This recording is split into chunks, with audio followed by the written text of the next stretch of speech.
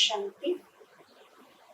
आज फिर से हम इस पुरुषोत्तम मास के श्रृंखला में मिल रहे हैं। पूर्व वक्ता ने जैसे बताया कि 3 वर्ष के बाद ये अधिक मास आता है और काल चक्र के इस खंड के अंदर 2 युग के बाद ये पुरुषोत्तम संगम युग आता है।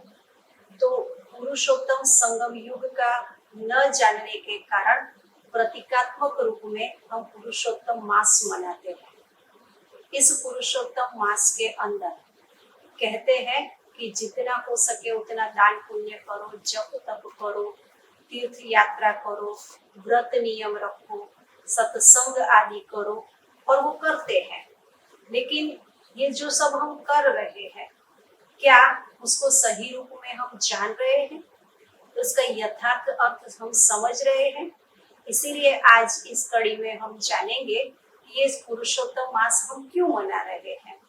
तो पुरुषोत्तम मास की महिमा इसीलिए है कि तो इसी समय द्वापर और कलयुग के बाद आने वाली नई दुनिया और कलयुग के बीच में जो ये पुरुषोत्तम संगम युग है, तो संगम युग पुरुषोत्तम कल्याणकारी इस समय पर परमात्मा इस सृष्टि पर अवतरित होते हैं और उस समय को भगवान अवतरित हो रहे हैं। इसीलिए इस समय को श्रेष्ठ समय कहा गया।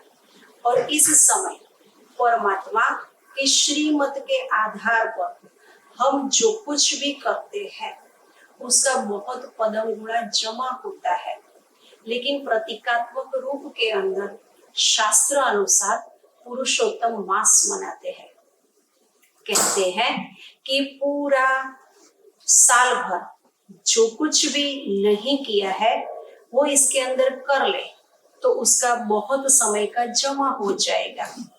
लेकिन सोचने वाली बात है कि क्या ऐसा हो सकता है? लेकिन वास्तविक अर्थ ये है कि अभी परमात्मा इस धरा पर अवतरित हुए और उन्होंने महावाक्य उच्चारित करके हम आत्माओं को श्रेष्ठ पुरुष यानी आत्मा उसको उत्तम बनाने के लिए जो श्रीमत दी, उस श्रीमत के आधार पर हम अपना जीवन श्रेष्ठ बना सकते हैं। पुरुषोत्तम मास के अंदर दान पुण्य करते हैं। दान उसको कहा जाता है कि हमारे पास जो चीजें हैं उसको देना, और पुण्य उसको कहा जाता है कि सामने जो भी है उसको जो जरूरत है वो दिया जाए। तो दान भी करना है, पुण्य भी करना है। तीर्थ यात्रा करते हैं, गंगा स्नान करते हैं, त्रिवेणी संगम पर जाते हैं, तो इसी समय परमात्मा अवतरित होते हैं। तो प्रतीकात्मक रूप में तीर्थ यात्रा करते हैं और साथ में दान पुण्य आदि भी करते हैं, व्रत नियम भी रखते हैं। तो परमात्मा ने कहा कि अभी इस समय पर अगर आप आत्म संयम का व्रत रखे, सत्संग में रहे, सत परमात्मा जो है उसके संग में रह करके हमारी दृष्टि, हमारी वृत्ति, हमारी कृति, हमारा व्यवहार, हमारा कर्म, संबंध सब सत्य हो, तो ये सत्संग है। थोड़ा बहुत हम शास्त्र आदि पढ़ लेते हैं, भजन कीर्तन आदि कर लेते हैं, लेकिन क्या इसको हम थोड़ा समय के लिए कर सकते हैं, लेकिन कंटिन्यू कर सकते हैं, सतत कर सकते हैं? नहीं। लेकिन हमारे हर कर्म में, हर व्यवहार में, हमारी दृष्टि में, हमारी कृति में, इस सब के अंदर हम सत्यता से व्यवहार करें तो ये सत्संग होगा। क्योंकि परमात्मा को सत्यम शिवम सुंदरम कहा जाता है। जब हम सत्य से करते हैं तो स्वाभाविक रूप से हमारा कल्याण भी हो जाता है और उसके कारण सुंदर भी बन जाते हैं, यानी कि आत्मा श्रेष्ठ बन जाती है। तो ये पुरुषोत्तम मास उत्तम मास कहा जाता है। जैसे कोई भी चीज खरीदने के लिए जाए तो हम ब्रांडेड या श्रेष्ठ पसंद करते हैं, तो क्यों ना हम इस मास के अंदर हर चीज उत्तम करें। उत्तम बोल हो, उत्तम व्यवहार हो, उत्तम कर्म हो, हर चीज ब्रांडेड हो, हमारी श्रेष्ठ हो, तो उसको कहेंगे उत्तम। वो तो बाह्य रूप से उत्तम हुआ। हम स्थूल दान पुण्य करते हैं, तो स्थूल दान तो किसी ने समय दान किया, श्रम दान किया, रक्त दान किया, कन्या दान को भी दान मानते हैं, ये सारा दान किया, विद्या दान किया। लेकिन परमात्मा भी आकर के कहते हैं कि मुझे आधी घड़ी, आधी की भी आधी घड़ी, जो थोड़ा सा समय है उस समय का दान दो, और उस समय के दान में मुझे याद करो। तो वो समय का दान देना है, पुण्य करना है। तो अभी जिस आत्माओं को आज हम देख रहे हैं, इस महामारी के कारण करोड़ों आत्माओं ने शरीर छोड़ा है, जिसका क्रियाकर्म भी नहीं हुआ है, वो शांति मांग रही है। तो उस आत्माओं को हम जो भी प्रार्थना करें या जो कुछ भी उनके लिए करें, तो थोड़े समय के लिए उन आत्माओं को याद करके हम शांति का दान दें। ये पुण्य का कार्य होगा, क्योंकि वो चाहते नहीं है, लेकिन हमने उनको अपने परिवार का समझ करके दिया, तो वो एक पुण्य हो गया। तो वो दान दे। फिर इस मास के अंदर कोई व्रत रखते हैं, तो हम व्रत रखें जिससे हमारी वृत्ति परिवर्तन हो। हम व्रत रखे, आज से आवेश नहीं करेंगे, एक दिन के लिए ही कर ले। आज हम क्रोध मुक्त रहेंगे, एक दिन के लिए कर ले, ऐसा कोई व्रत रख ले, तो यही सच्चा हमारा मास मनाना हुआ। नियम रखते हैं, इस मास के लिए पवित्रता का धारण करते हैं, मन वचन कर्म की पवित्रता। कुछ लोग ब्रह्मचर्य का भी पालन करते हैं। तो पवित्रता हम मन वचन कर्म की रखे, स्वच्छता रखे। आज पर्यावरण भी प्रदूषित हो गया है, उस पर्यावरण को हम स्वच्छ रखें, ये भी तो पवित्रता है। हमारे तन और मन की स्वच्छता रखे, ये भी पवित्रता है। हमारे बोल में जो कटुता आ गई है उसको स्वच्छ रखे, मधुर बोल बोले, श्रेष्ठ बोल बोले, वरदानी बोल बोले, किसी को उमंग उत्साह के बोल बोले, इस प्रकार का हम व्रत रखे। नियम बनाते हैं, तो नियम भी बनाए कि आज से हम डिजिटल का कम उपयोग करेंगे, सदुपयोग करेंगे। तो ये भी तो एक प्रकार का नियम है, परिवार का नियम होता है, संस्था का नियम होता है। जो ये सारे नियम है, आज वैसे भी कहे कि सरकार ने भी हमारे लिए गाइडलाइन दी है, तो उस नियमों का भी तो हमें पालन करना है। उस नियम का हम पालन करेंगे, ये भी तो एक मास मनाना हुआ है। उपवास करते हैं, उपवास का अर्थ होता है ऊपर रहने वाले के साथ वास करना, रहना। क्या हम वो उपवास करते हैं? सोचने वाली बात है। हम जो भी हमारे इष्ट देव देवियों को याद करते हैं, उसके लिए हम उपवास यानी कि भूखा रहते हैं। लेकिन कैसे भी माता पिता हो, उसके बच्चे अगर भूखे रहे तो क्या वो माता पिता प्रसन्न होंगे? नहीं। तो उपवास का सच्चा अर्थ ये है। धर्म में उसको इसीलिए जोड़ दिया गया कि हम बहुत सारा खाना खाते रहते हैं, तो कभी हमारे पेट की सिस्टम को आराम चाहिए, ये हम नहीं मानेंगे। इसी के कारण तो धर्म के साथ उसको जोड़ दिया। तो उसके वास्तविक अर्थ को भी तो हम समझे। तो वास्तव में हम ऊपर रहने वाले परमात्मा के साथ वास करें, उनको समय दे, ये हमारा सच्चा उपवास होगा। मोबाइल का उपवास रखें, कटु बोल का उपवास रखें, इस प्रकार का उपवास रखना, ये भी तो एक उपवास है। तो हम यही अगर करेंगे, ये सारा सब कुछ करेंगे, तो ही तो वो सच्चा मास मनाना होगा। सत्संग करें। हम ये मानते हैं कि ये धर्म है या ये हम धार्मिक है, लेकिन ये धर्म के साथ जुड़ी हुई जो मान्यताएं हैं वो तो हमें करना ही है। लेकिन वास्तव में भक्ति का अर्थ क्या है? क्योंकि इसी मास में सबसे ज्यादा भक्ति करते हैं, दर्शन करने के लिए जाते हैं, लेकिन आंखें बंद करके दर्शन करते हैं। तो किसने किसका दर्शन किया?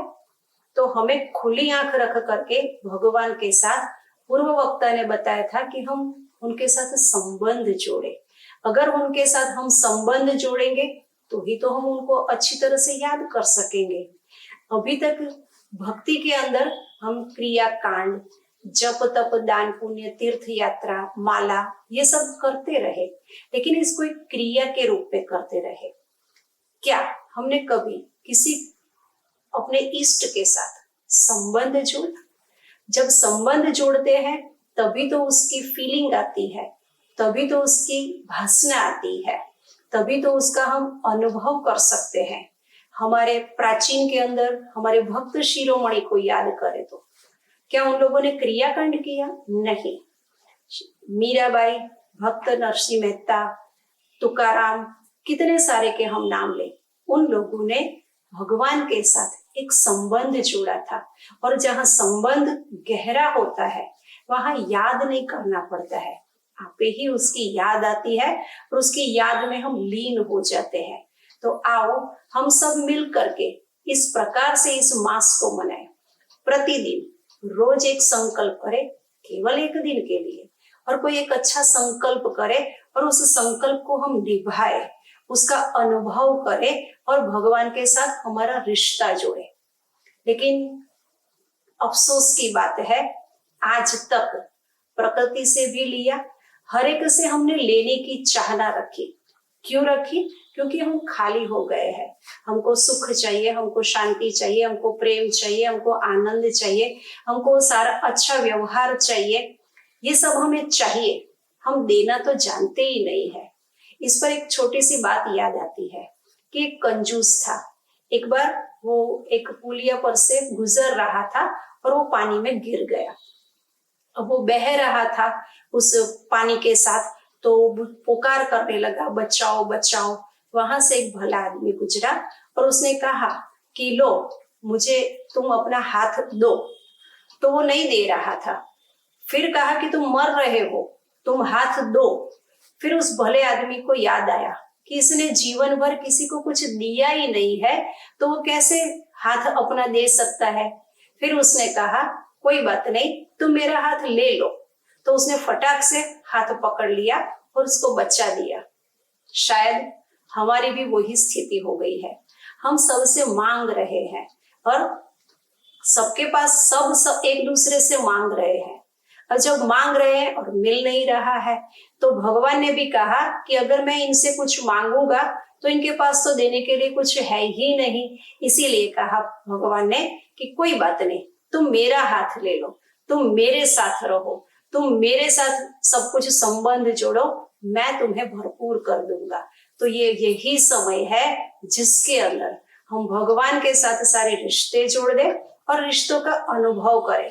और ये अपना अनुभव हमारे साथ शेयर करना नहीं भूलना, ये अनुभव दूसरों के साथ भी बताना कि भगवान हमारे साथ कैसे रहता है। पुरुषोत्तम मास की कहानी के अंदर भी यही बात तो कथा में बताई है कि भगवान ने पुत्र बन करके उनकी सारी आशाओं को पूरा किया। तो क्यों ना हम भगवान को अपना दोस्त बना ले, अपना साथी बना ले और अनुभव करें।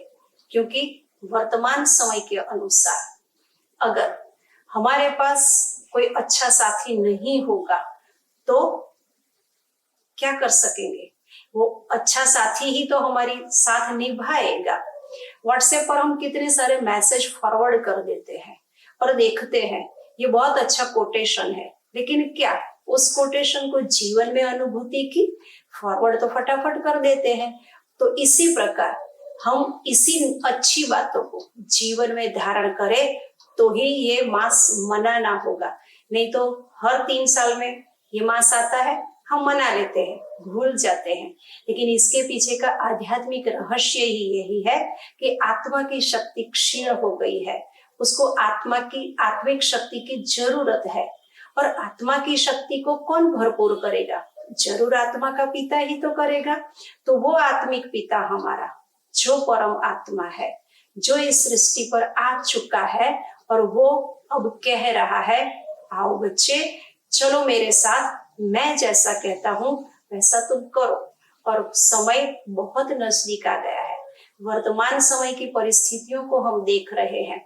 इस महामारी में जो भी फंस गए हैं, जो भी लोग फंस गए हैं, उनको केवल एक ईश्वर का ही सहारा है। उसको न उसके परिवार वाले मिल सकते हैं, न कोई मिल सकता है। उस समय एक परमात्मा ही तो याद आता है। लेकिन सोचने वाली बात है कि उस समय सारा जीवन जिसको हमने याद नहीं किया, क्या वो अंत समय में याद आएगा?